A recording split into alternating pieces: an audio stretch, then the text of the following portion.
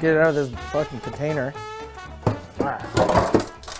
What makes an amazing burger? There's a few things that make an amazing burger. You gotta start with really good beef. So we have the beef chuck here, which is part of the cow shoulder, you know?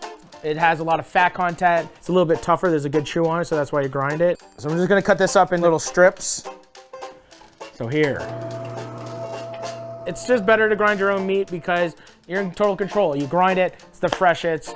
This is not no frills down on King Street in Parkdale, gypsy meat. You don't trim off any of this fat, keep it in there. The ratio will work itself out, I always find. If you don't have a meat grinder, go to a butcher shop and get them to grind your beef fresh. The main thing that people always do is fuck with the patties. They put garlic in it, Worcestershire, parsley, crap, eggs, breadcrumbs. All you have to use is good beef and treat it like a steak, but don't fuck with the shit. Just make a beef patty, and that's all you need.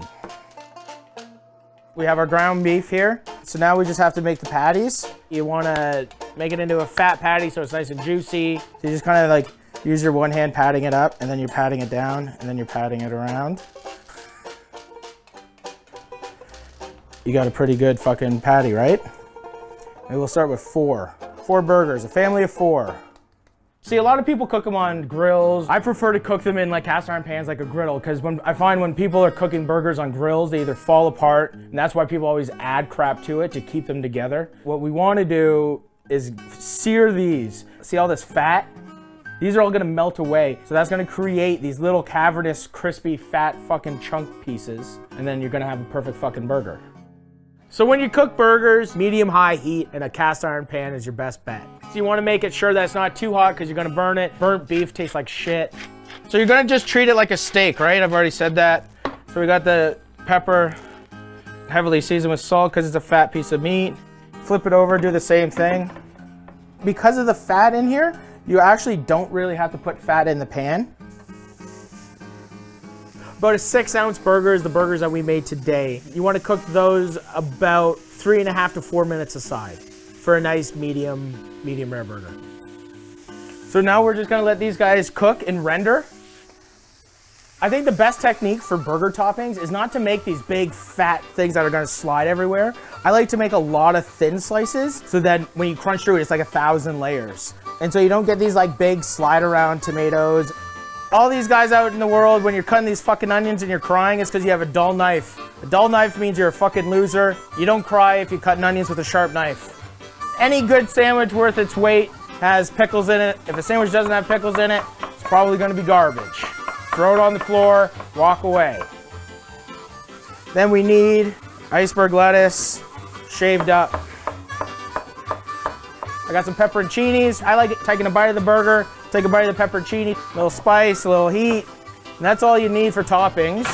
What we're looking for when we're cooking the burgers is that the sides are gonna start turning brown. You know, like when you're cooking pancakes, and around the edges, you know when to flip the pancakes, you get the little bubbles around the side? That bubble is the browning of the side of the beef. That means that it's golden brown underneath, and it's starting to cook. That's exactly what I'm looking for. See all those little crevices? That's the fat rendering out. Staying juicy in the middle, super fucking crunchy on the top. The other component is obviously really good fucking buns. So right here is a beautiful egg bun. See that yellow color? Egg bun, it just seems a little bit lighter than the Wonder Bread, the smush. I need to toast up some buns. Always gotta be butter in the buns, cause if you ain't got buttered buns, they're not gonna be good. So these burgers are almost done. This is a huge brick of American cheese. Cheese makes it creamy and fucking yummy. This is the real deal. This isn't Kraft single cheese. It can look like a Star of David, the land of milk and honey. Good movie. All the best things in the world are simple, right? Like a hot babe on the beach, she's got her hair, she's kind of naked, that's good. This is the same way. You don't want your shit all messed up. This is the bikini, this is the sand, this is the tequila you're drinking, this is the fucking babe right here. Think of a cheeseburger as a babe. You don't want to fuck with the babe too much, right?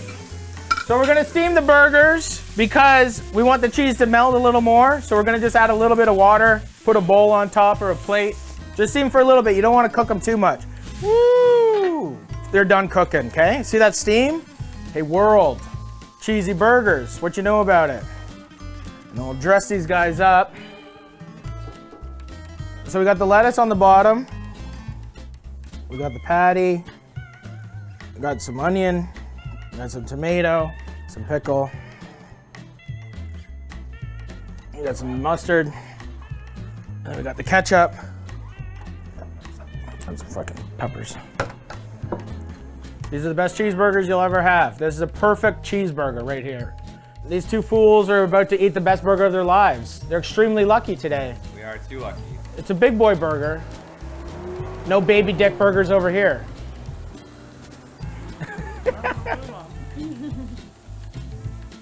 Sometimes you don't have to eat a